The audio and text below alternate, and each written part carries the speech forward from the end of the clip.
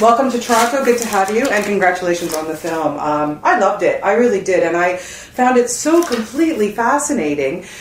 You hear about these stories, and of course, I'm Jewish, so I know I'm very attuned to everything, and people have seen The Monuments Men, so they kind of have an idea about what happened. But this, obviously it focuses on one person, and I wanted to know, first off, how did you become aware of Maria's plight and then get involved with it? I saw a documentary and thought, my gosh, this is a really important story of the 20th century, and that a drama could take us into her mind and into the emotion of the story. And, and then once you started to, feel that you were compelled to do something, how did the process start with you to, take this further and make it into a motion picture? Well, I took it to the two companies that I'd made my week with Marilyn with, the Weinstein Company and the BBC, and they agreed it was a fantastic story, and we got a script from a great writer in London, Alexei K. Campbell, and then we got Helen Mirren, so it was that sort of journey. Yeah, nice, and then you say it so casually, and then we got Helen Mirren. I mean, seriously, Helen Mirren, what a class act. She's 100%. You watch her on screen, and even there was a scene where she's just walking into the museum, and she just holds herself so well. I completely agree. I mean, it's great acting because it's not only about the big speeches; it's about the emotion and the silent moments. And I met someone yesterday who described the film about the power of memory. Yes. And she plays that so well. Those moments landing where it's almost that she has forced herself not to think about all these things for 50 or 60 years. Yeah. And then now they tumble out of her. And I think Helen Mirren. I mean, I've worked with Helen on the script for a few months before shooting, and she was so brilliant on her analysis of that line or that scene, and it made me realise that she's not Helen Mirren by accident. Yes, that she's a great actress with a great instinct. She's amazing, and yet she was a bit too young for this role too, huh? Yes, but I mean, everyone's an actor. Yeah. I mean, Macbeth has never killed somebody. It's. I think I'd much prefer to go with a great actress than someone born in the right year. Of course. No, she pulled it off beautifully. There's no question about it. And then and thank you, because you give a couple of great Canadian performances in this. And first, obviously, I would like to talk about Ryan Reynolds, because it's a Ryan Reynolds. I've known Ryan forever. I've been interviewing him since he was like a kid, really, and he's such a great guy. And he's always I've always known that he's had that potential, not the goofy comedic stuff. And we've seen that over the years. But his performance in this is so wonderful. It really is a Ryan we've never seen before. What was it, or was there a film that you saw that he did that just said... No, I mean, I've always liked his acting, but there was something about his sort of personality and aura that chimed so well, because he's obviously, as you know, super intelligent guy. Yeah. But he also has this sort of sweetness, self-deprecating humour. And so both those things, the intelligence and the humour, shares with the real Ryan. With the real Randy. And but also we wanted to reconfigure Randy in the film, because in real life Randy knows everything there ever was about Vienna and so on. Right. And we wanted this Randy to go on a journey of self-discovery, to learn about his past, learn about his history. So we wanted this all-American boy who becomes aware. That's really what the film's about. Yeah, and then of course, you can never bank on chemistry, but the two of them... I completely agree. Whoa! You couldn't bank on it, but they adored each other from day one. And that brings a lot of the humour to the film, and they both described it as a sort of love story, actually. And I think that plays really well. Did Ryan have a chance to meet with the real Randy? They did meet, but not, I think, funny enough, the last day of the shoot. Oh, interesting. When because, as I say, it was a slightly reconfigured thing. But the real Randy is thrilled that 2012's Sexiest Man Alive is playing him. And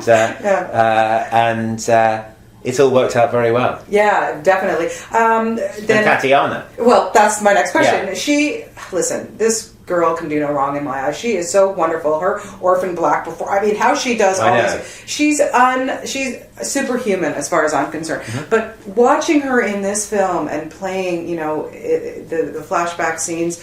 Oh my God! What an amazing performance! It is an amazing performance. I mean, she's an amazing actress, an amazing woman. and I'm so lucky to have her in the film. And by the magic of cinema, she and Helen feel like the same character. Yeah. And that is so moving, that scene at the end. And I thought when we rehearsed it, it was so moving. I thought, my goodness, they'll never be able to recreate this for the takes. Yeah. But they're so consummate professional, they were. And you already know this, but Tatiana is going all the way. Oh. She is phenomenal. She really is. And I'm wondering, often when somebody plays somebody who's younger, but they have no scenes together. Yeah. Did Helen and Tatiana have any time together so that Tatiana Yes, they did. But they also both watched the real Maria. Right. Okay. So that was the link too, you know, Yeah. and some of the gestures and so on. Yeah, amazing. Oh my gosh.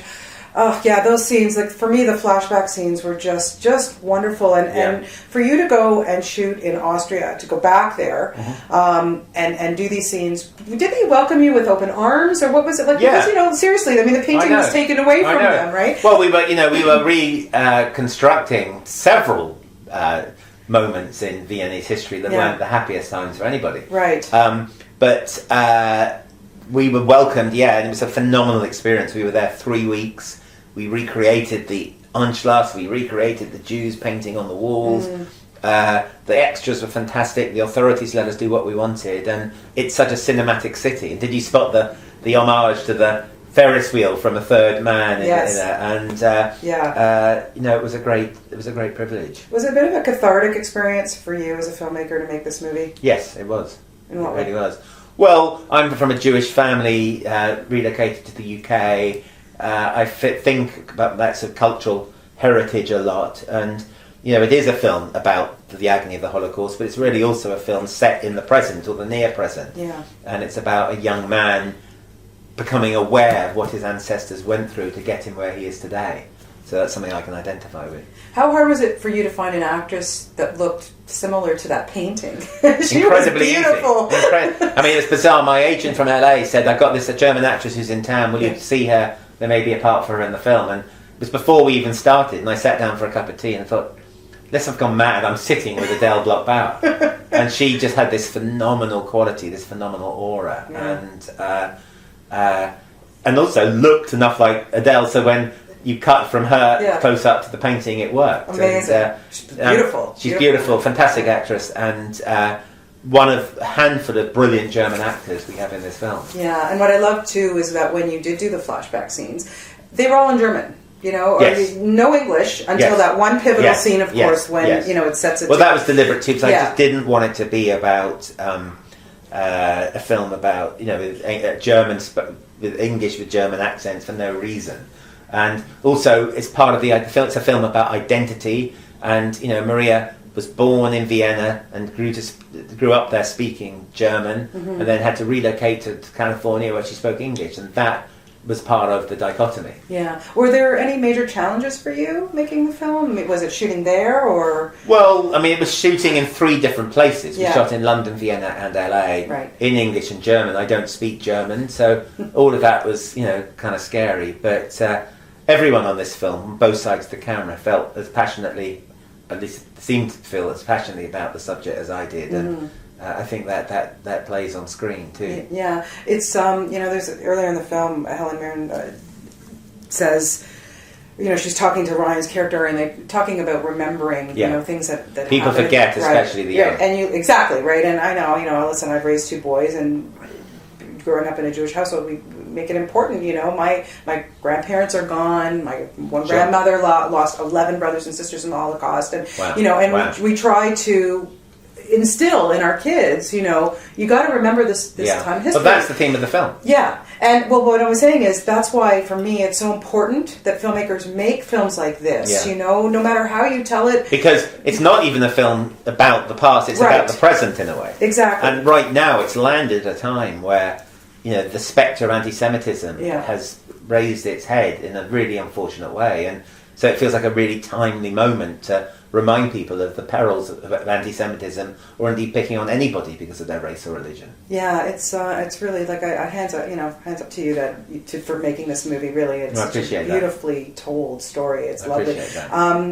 Just changing gears a little bit. You, of course, a lot of people may not know this, but you're married to the lovely Elizabeth McGovern, who we love here in Canada because, well, not just because of her history as an actress, but hey, Downton Abbey, I mean, oh my goodness. And of course, it was just announced yesterday that there's only going to be one more season of that. How has, it changed her as an actress working on a show like that? And because she's in Woman in Gold. Yes, I know that. And I was going to mention that it was really lovely to see her as the judge up there. It was great. Yeah. But it's amazing how that show has really touched people. Like, you should have seen the barrage of people on in social media yesterday. Like, oh my God, no, not one more season. And it's crazy. But for her, it must have been an amazing experience to work on a show like that, I think. Yeah, well, you're right.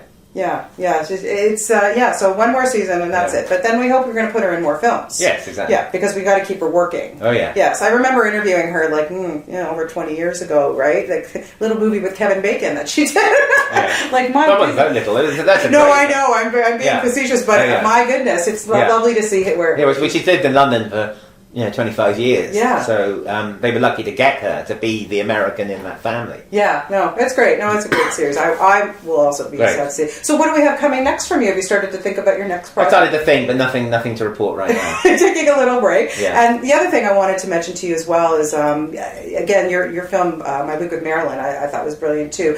Oh, starring a little guy named Eddie Redmayne, who I have been a champion of since he was this tall. So we're friends actually, and I was so happy to see him, his due come so already that he won that Oscar. Me too. What did you see in him when you cast him in that film? Well, I was casting a very attractive, intelligent old Etonian, so it wasn't too much of a stretch to find Eddie, because he is exactly that. But I loved him, and I fought for him to be in My Week with Marilyn, and I know that was an important movie in his career. I mean, he'd done other things before, obviously, but he's an amazing man, and I couldn't be more thrilled for him. Yeah, what a great kid. Do you prefer to make things? I'm just noticing by the films that you're doing now that they're based on real life stories. Do you find that more challenging, or it's just fallen into your lap that way? Well, I mean, both these films, Marilyn and Woman in Gold, began with my obsession for those stories. Yeah. So I am drawn to those stories, but so are film audiences and film financiers. You look at some of the films that have broken through.